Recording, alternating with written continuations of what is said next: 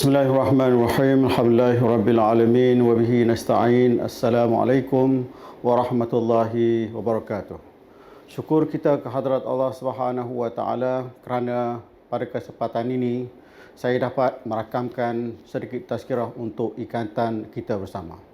Firman Allah Subhanahu wa taala, "Wasari'u ila maghfiratin min rabbikum wa jannatin 'arduha as-samawati wal ard u'iddat lil muttaqin."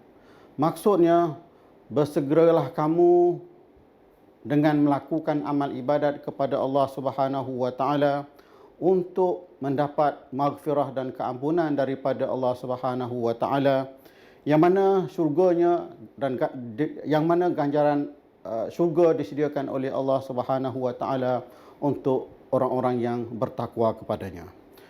Tuan-tuan dan puan yang dirahmati Allah Subhanahu wa taala, pada ayat 133 surah Al-Imran ini, Allah Subhanahu wa taala menjelaskan kepada kita tentang suatu keistimewaan yang begitu tinggi nilainya di sisi kita, di mana Allah Subhanahu wa taala mengajak manusia, menggesa manusia supaya melakukan amal ibadat kepada Allah Subhanahu wa taala dengan ganjaran pahala yang begitu istimewa. Lebih-lebih lagi apabila amal ibadat itu dilakukan pada bulan puasa, di mana pada bulan puasa seperti mana yang kita tahu bahawa dia adalah bulan keampunan atau bulan rahmah dan juga bulan maghfirah, seperti mana yang disabda oleh baginda Rasulullah sallallahu alaihi wasallam, "Man qama ramadhana imanan wa ihtisaba ghufira lahu ma taqaddama min zambihi wa ma ta'akhkhar."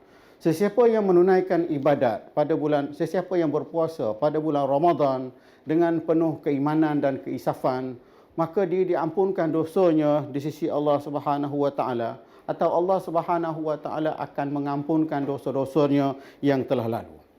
Tuan-tuan dan puan yang dihormati oleh Allah Subhanahu wa taala, keistimewaan yang Allah Subhanahu wa taala berikan ini seperti mana yang disebut oleh Allah Subhanahu wa taala dalam Al-Quran dan seperti mana yang ditegaskan oleh baginda Rasulullah sallallahu alaihi wasallam dalam hadis, adalah merupakan suatu keistimewaan yang diberikan kepada umat Nabi Muhammad sallallahu alaihi wasallam.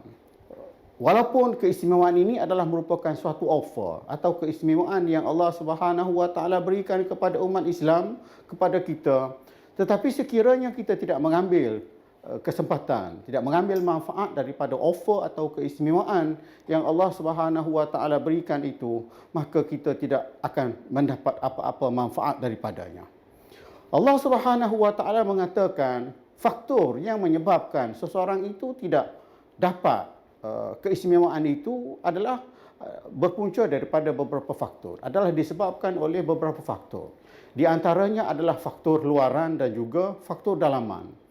Faktor dalaman seperti mana yang Allah Subhanahu wa taala sebutkan dalam ayat 133 surah Al-Imran, di mana pada penghujung ayat yang saya bacakan tadi, Allah Subhanahu wa taala menegaskan bahawa ganjaran itu disediakan kepada mereka-mereka yang bertakwa kepadanya. U'iddat lil muttaqin.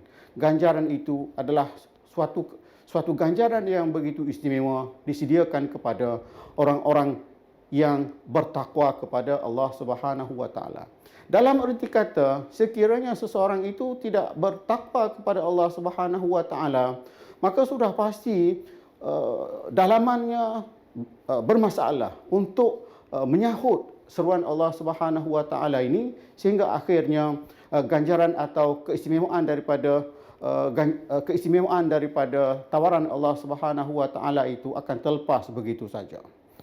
Tuan-tuan dan puan yang dirahmati Allah Subhanahu wa taala, satu senario yang boleh kita gambarkan tentang faktor luaran untuk menggambarkan kenapa tawaran yang begitu istimewa itu tidak mampu diperolehi atau tidak mampu dicapai oleh umat yang beriman. Boleh kita lihat kepada fenomena magnet atau besi berani yang sifatnya dapat menarik besi atau keluli, dengan syarat besi itu bersih, tidak berkarat, atau magnet atau besi berani itu tidak dihadang oleh sesuatu halangan. Jika besi berani atau magnet itu berkarat atau dihalang atau dihadang oleh penghadang, maka sudah pasti kuasa yang ada pada magnet itu tidak mampu untuk menarik besi atau keluli untuk melekat padanya. Jadi faktor yang menyebabkan besi berani itu tidak dapat menarik besi atau keluli untuk melekat padanya adalah yang pertama disebabkan oleh karat yang ada pada besi itu. Dan yang kedua adalah disebabkan ada penghadang yang menghalang fungsi magnet untuk menarik besi atau keluli daripada melekat kepadanya. Begitulah manusia, apabila dalaman yang bermasalah, maka sudah pasti dalaman yang ada pada manusia itu akan menghalang diri mereka daripada menghayati firman Allah Subhanahu wa taala. Lantaran itu di dalam hal ini baginda Rasulullah sallallahu alaihi wasallam memberi jawapan kepada kita dalam menghurai isu ini. Contohnya baginda Rasulullah sallallahu alaihi wasallam menerusi hadis yang diriwayatkan oleh Ibnu Umar radhiyallahu anhuma katanya inna hadhihi al-quluba tasda'u kama yasda'u